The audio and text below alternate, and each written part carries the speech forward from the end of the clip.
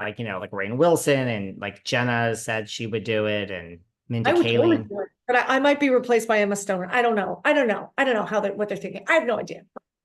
Good luck, Emma Emma. Emma Stone is the new Meredith Palmer. I don't know about this. I'm for it, but I'm for the original as well. Thank you. Yeah. You were guessed, speaking of comedy, you were guessed by these judges of, Maya Rudolph, Amy Poehler, Tina Fey. They were so, I mean, other than Ken Jeong, like, were you shocked that no one got it other than Ken? Well, I mean, I don't know. You can't really see who I am. So, and if you've never heard me sing, I don't know. But I thought, boy, I'm in good company if you're picking Amy Poehler, Tina Fey, and Catherine O'Hara and Maya Rudolph. I mean, like, thank you. Oh my gosh, that is high praise. They felt the comedic genius in you, Kate.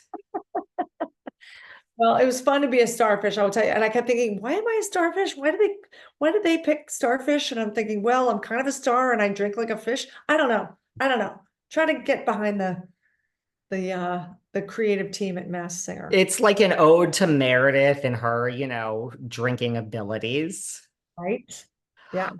One of your clues in that singer also was, that you used to serve it up to like Steve Martin and Whitney Houston. And you said, this you obviously it was an ode to when you were waiting tables and you waited on Whitney Houston and Steve Martin. Like, was Whitney a regular? Like, was it a one-time thing? Like, It tell was a me one-time everything. thing. It was a one-time thing, and I'll tell you, I mean, she had a huge entourage, bodyguards, whole thing. Yeah, I mean, there's only one Whitney Houston. I mean, and it was a little nerve-wracking, and I felt like we were like sort of trading off, waiting on her because people would get nervous. I'm like, I'll take it out, I'll take it out, I'll get the next court, it was like, yeah, because I mean, come on, she was the greatest. Was it here in LA? It was a restaurant in Fine. LA. In Beverly Hills, yeah. Wow. And a ton of famous people, yeah. And did you speak like directly, or was she like one of these entourages where like you had to like, please don't speak to Whitney? Because you hear stories about Madonna at that's Right. how Right. she operates. I felt like, yeah, the message was to kind of like go through, and she was with Bobby, but I mean, like, there was definitely like I put on enough famous people. I didn't want to bother her for sure, but you better believe I got her order right. You got to get that order right.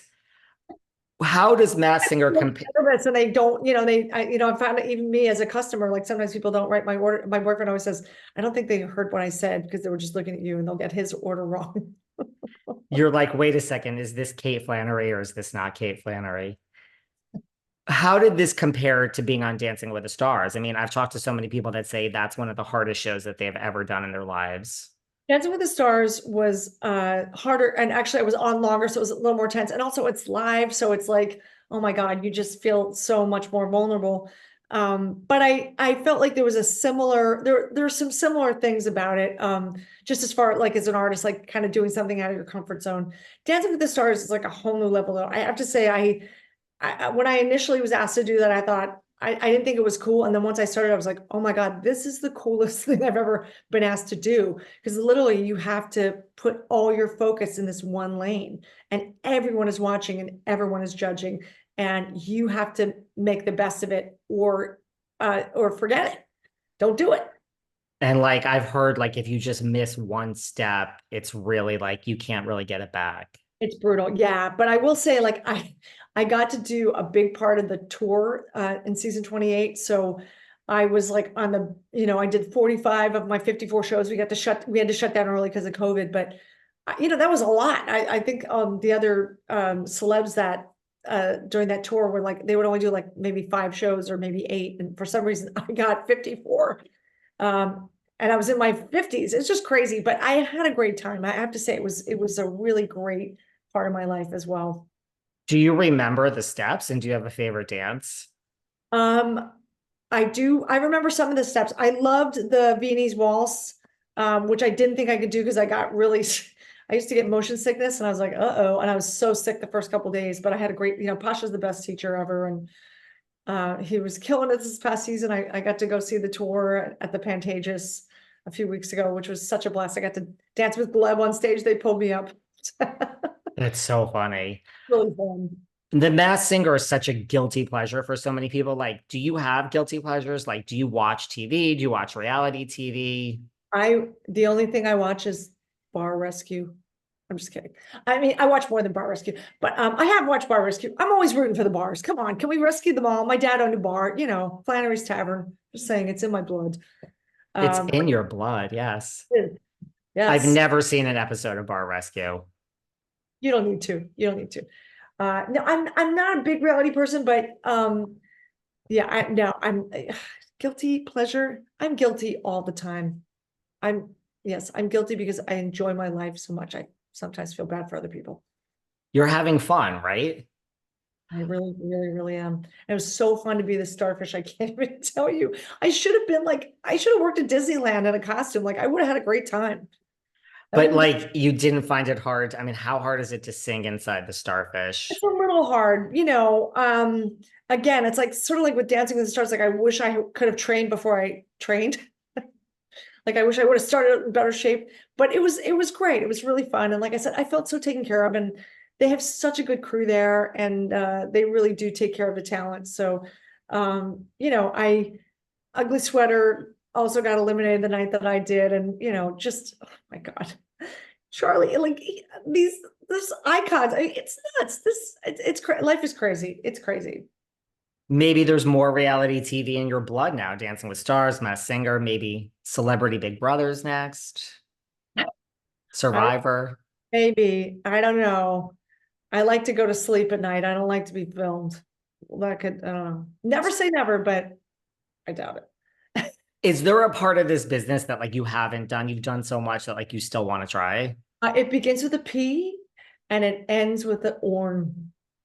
I'm not, no, not interested. Well, we still have time for things, right? I don't think you're interested. I don't think anybody wants to see that. I'm just gonna say that.